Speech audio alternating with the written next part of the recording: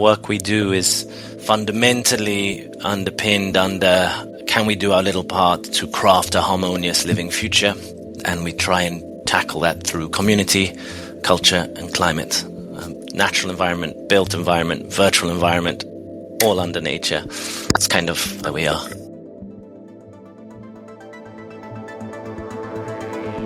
Orbiting 250 miles above, the space station provides us with the ultimate view of planet Earth. From this perspective, we ask our guests to engage with 6 questions that orbit around wonder and stories of hopefulness. For the next few minutes, this is our Wonderspace. Welcome to the 148th episode of the Wonderspace Podcast. My name is Steve Cole, and over the past 4.5 years, I have asked the same 6 questions to inspiring people from around the world. Questions that orbit around wonder and stories of hopefulness. For this Wonderspace episode, we orbit over Malta, which is the home to our guest, Jonathan Mizzi. Jonathan is a Maltese-British architect, designer, artist, and the founder of an award-winning nature-inspired design practice dedicated to mapping out a resilient and sustainable future through climate-responsive design solutions. Jonathan was nominated by curator and consultant Vanessa Norwood, who you can hear in episode 120. I hope you enjoy this orbit with myself and Jonathan.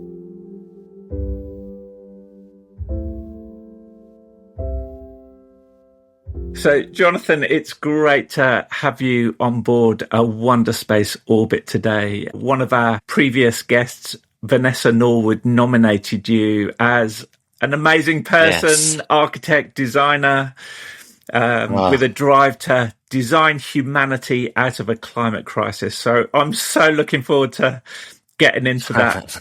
And so it's just really great to have you. So one of the first things you do often is to look at your website, and I couldn't believe what I saw when I dived into your work. The first photo was of a beautiful structure that you had designed in Hyde Park in London.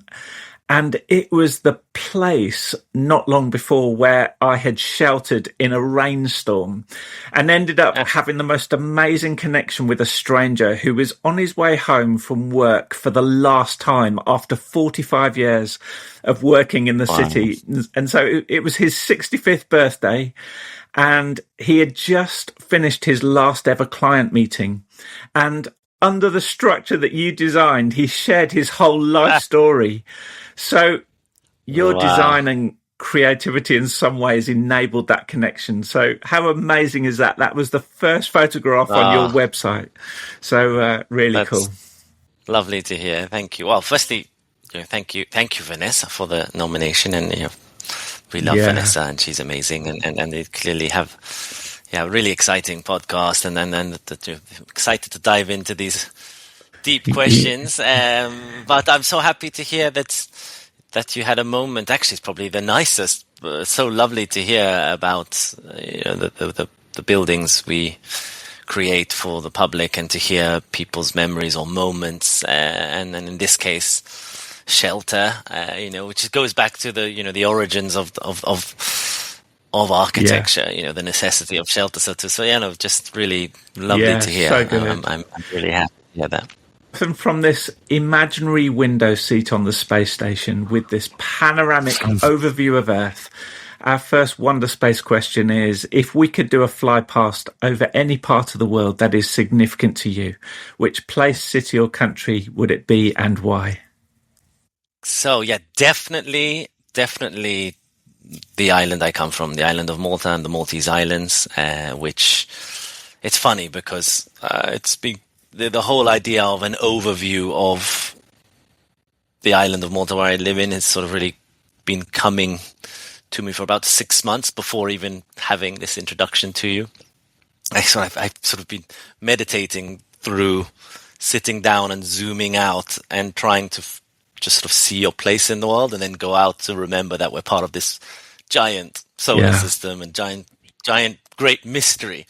And really been thinking a lot about actually flying over Malta with the team as well, as a studio, because we're so committed to solutions of how the island could be functioning more harmoniously. So definitely Malta. It's a fascinating tiny island that is the bridge between Africa and Europe. It's only 24 kilometers long and 12 kilometers wide, something like that. I always mix up the numbers, but it's tiny. And it's been home to the oldest prehistoric architecture, freestanding temples, older than Egypt, older than Stonehenge. Wow. We've been conquered by every empire from, the Phoenicians, the Carthaginians, the Romans, the French. The biggest one, biggest occupation was by the Knights of St. John, and the list goes on. Almost everyone who wanted to rule Middle Earth came after Malta. I always joke that Tolkien and Lord of the Rings, and we had Solomon the Magnificent and the Great Siege trying to take us over, and Tolkien's battle for Middle Earth, now as Mediterranean, was Saruman and Sauron. There's something there. So it's historically and culturally extremely rich. Since we are going to orbit around the world a few times as you engage with our second question. But so, Jonathan, give us a glimpse into your life story so far, with an emphasis on what you're doing currently. Okay. Well, I'm an architect with a background in visual effects, film and animation. My biggest role ultimately is being a father to 3 children and a husband, and family has been a big part of shaping my own story and my own views on life. I just a very quick run through. Grew up between Malta and England. I'm Maltese-British. A lot sort of changed, I would say, when Malta, which was an English colony, became independent. And from that independence, sadly, actually, and I know colonization is a big topic, but in our case, I feel there were a lot of detriments to becoming independent, which led us to actually moving to England because of the economic and social issues that were happening here, and led my family to create the National Trust of Malta because of the damage and destruction that our independence and our governance of raping and pillaging our natural and built environment through tourism and mass population growth shaped a deep understanding, respect of how we must safeguard both our natural and built heritage. So that sort of led into my design work as a studio, as a philosophy. It sort of underpins it all. Started a studio 12 years ago in London. Always fascinated about science fiction, which is why I also studied film and visual effects at USC Film School in Los Angeles, and also again in London, with a view to sort of make fantasy reality. And then you grow up and you become a parent, and you start really realizing how you have to shepherd and be a steward of the planet and be a bit more responsible. So, and slowly our work's evolved. And now I would say, the work we do is fundamentally underpinned under, can we do our little part to craft a harmonious living future? And we try and tackle that through community, culture, and climate. Natural environment, built environment, virtual environment, all under nature. It's kind of where we are. Yeah, brilliant. And you've got, this is in places like Kew Gardens and obviously the Royal Parks, and just extraordinary places with a lot of footfall, a lot of inspiration. Just, is there anything that's brewing, anything that's emerging for you that's exciting for you as an agency right now? Yes, no, it's a really exciting time. I think all the work we did up till the Royal Parks came from a place of how do you create spaces that sit harmoniously within the environment, and really coming from a contextual approach, a beauty approach, and an emotional approach. So in the cases of the Royal Parks Family Fleet, it was all about creating functional tree-like sculptures that sat harmoniously. But they didn't sort of tackle deeper systems thinking, then through the process of coming back to Malta during COVID and seeing the destruction that was happening here, the congestion, the issues, and becoming a parent and seeing my children suffer from asthma and air pollution that we're having here, I started to really dive deeper into planetary science and the permaculture and how we can look at architecture from a much deeper interconnected system. And from that, somehow projects of that sort of similar thought process have sort of manifested. The thing we're most excited about doing, which also comes from a worrying place, is we've been commissioned to design probably one of the world's first permanent carbon pavilions set within a carbon garden at the Royal Botanical Institute of Kew, which will be opening this summer, set on a garden of 5,000 square meters. It's all about nature-based solutions. It takes visitors through a journey of what is carbon, where is carbon, what is its role within the ecosystem. It explores plant-based and fungi relationships and how those two kingdoms of life have come together to interact through the exchange of nutrients, carbon, etc. And then we have this pavilion at the center of it, which is nature-derived and nature-inspired, rooting the nature-based solutions being the ecosystem, the biomes, the wetlands, the forests, acting as the infrastructure of our air we breathe, and the nature-derived, nature-inspired being how we harness the elements and create renewables, and nature-inspired is how we can create materiality from mushrooms, for example, and the future of natural fiber composites to create and to really grow our future. So to not build our future, the future can be grown. So it's super exciting. That's really exciting. That's amazing. That's really inspiring. So living on an island with 500,000 cars and huge development, where is your place of reset or recharge?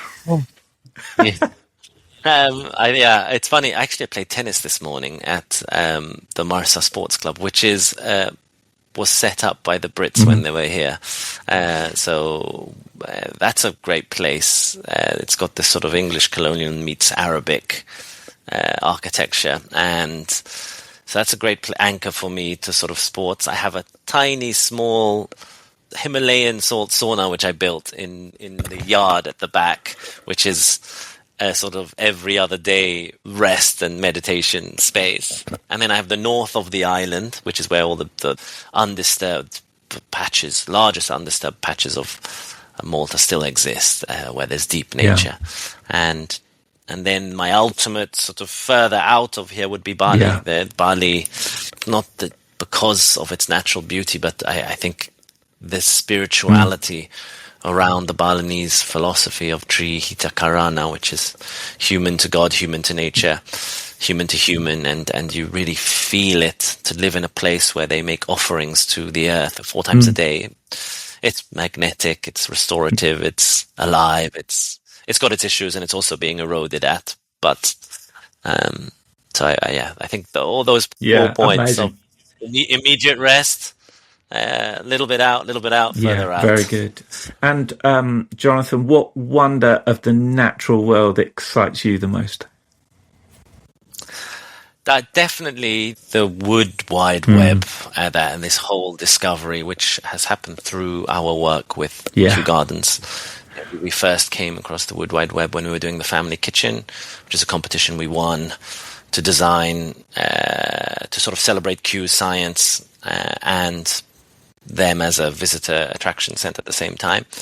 And within this farm to fork discovery of educating children where our food comes from, we learnt about the wood wide web, and we got to meet the mycologists of Kew and their 1.1 million species that they have in 11,000 boxes, and that's where we came across this incredible world of the plant kingdom, the fungi kingdom coming together, and then the bacteria kingdom, and then insects and mites and nematodes, and this microscopic world.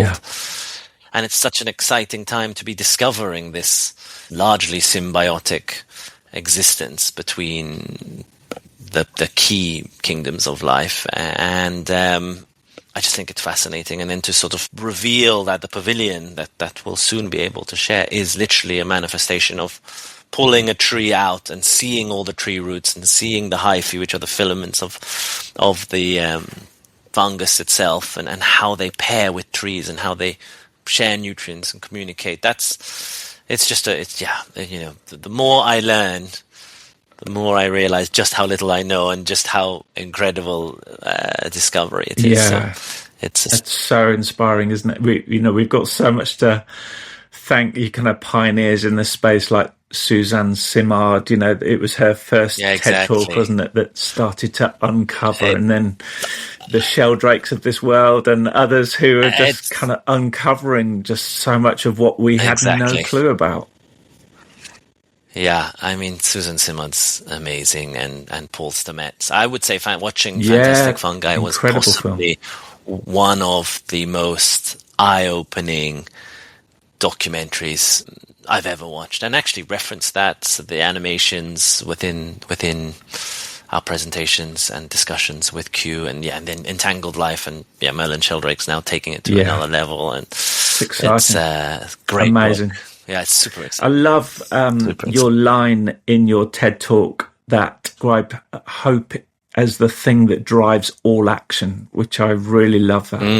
And our fifth question takes the focus onto someone else, and it asks, what is your hopeful story that's not your own, about a person, business or non-profit who are doing amazing things for the world? So who would you love to give a shout out to today? I mean, it's going to have to be Jane Goodall, and for her book, right, The Power of Hope. She has 4 reasons, so I'm kind of sort of cheating in my answer, because I'm kind of using hers, which is, she talks about the point 1, the amazing human intellect that we have to solving problems, and which we are doing, right? We're doing it rapidly in terms of technology, and the resilience of nature is her second point. And I love I think what was incredible about one of the examples in that book was a pear tree at ground zero. They found a pear tree that was still just about alive, and they rescued it, nursed it at the nursery, and then replanted it back at ground zero, and it's still thriving. And I think that's such a beautiful part about just how resilient nature is. And her other 2 points, power of young people and the indomitable human spirit. I think the young people thing, I think when I moved to Bali, I moved in quite a dark place. It was kind of an enlightenment period, because I was actually genuinely very worried about where the world was going and losing my hope. So that designing humanity out of a climate crisis was quite a painful process for me. And meeting, what I got to meet through teaching the students at Green School was seeing these young, incredible 15-year-olds creating surfboards out of mushrooms and creating carbon credits through NFCs and connecting you in a decentralized way to genuine, good carbon and biodiversity related projects that weren't greenwashing. So I truly got to sort of understand Jane Goodall's point there on the combination of power of young people and human intellect. So I think Jane Goodall's book and her points that she makes, and if anyone hasn't read it, I really advise reading it, because it's you quote her, I think, on your site, which is, we cannot live in harmony together without learning to live in harmony with nature, which again just says everything. It's quite an extraordinary human being, isn't she? Oh my goodness. Truly. This has been such an inspiring orbit, Jonathan. But as we draw our time to a close and prepare to re-enter the Earth's atmosphere, what insight, wisdom, or question would you like to leave with us?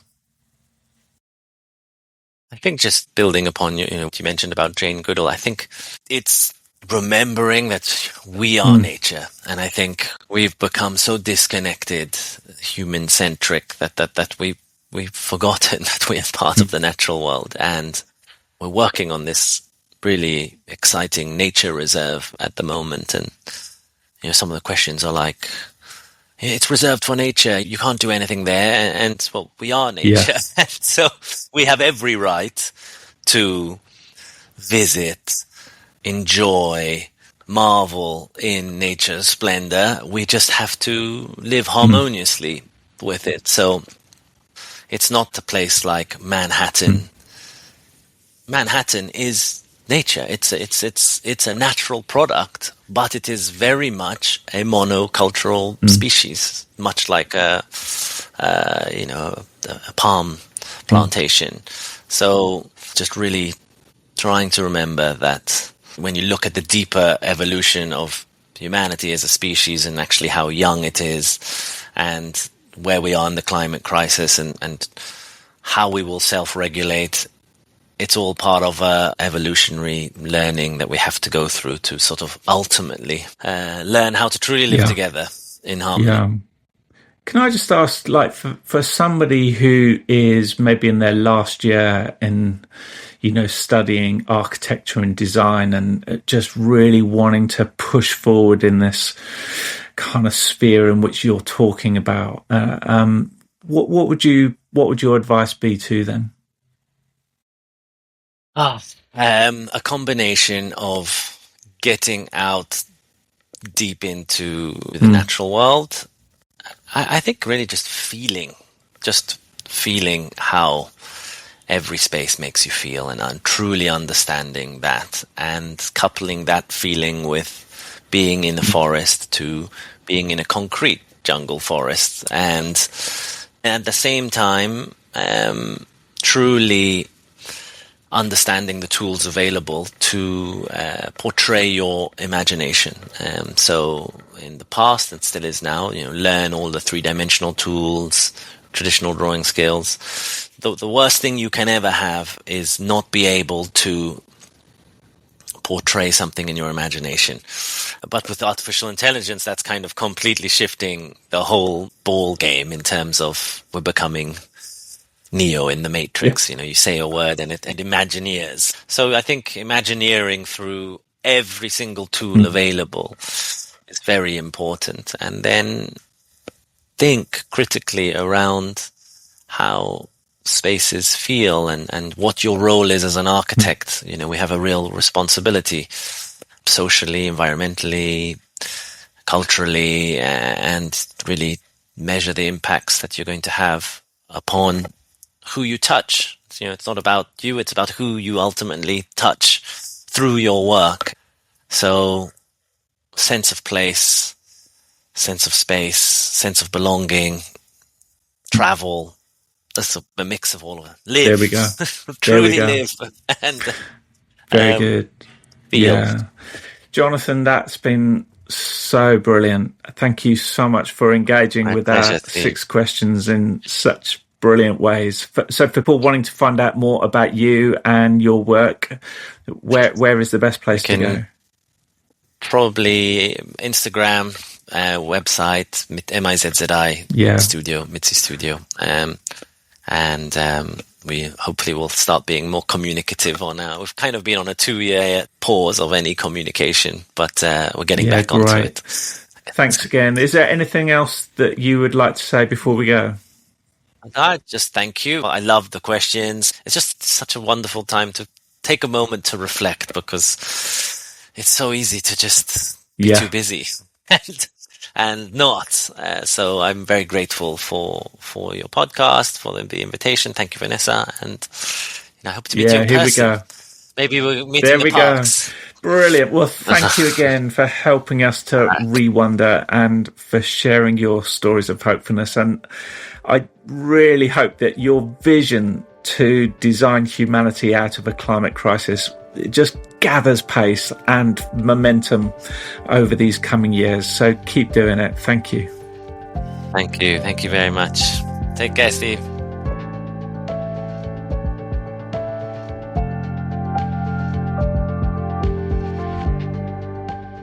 I hope you enjoyed this orbit with Jonathan. The transcript, together with all the organisational links, can be found on Jonathan's episode page at ourwonder.space. Finally, I would love to draw your attention to a new networking platform, the that we have launched to enable everyone to engage with our fifth question on Wonderspace. A networking platform called Someone Else that connects us through the way that we share hopeful stories about others. Go to someoneelse.space, create a simple profile and upload your hopeful story. Thanks for listening.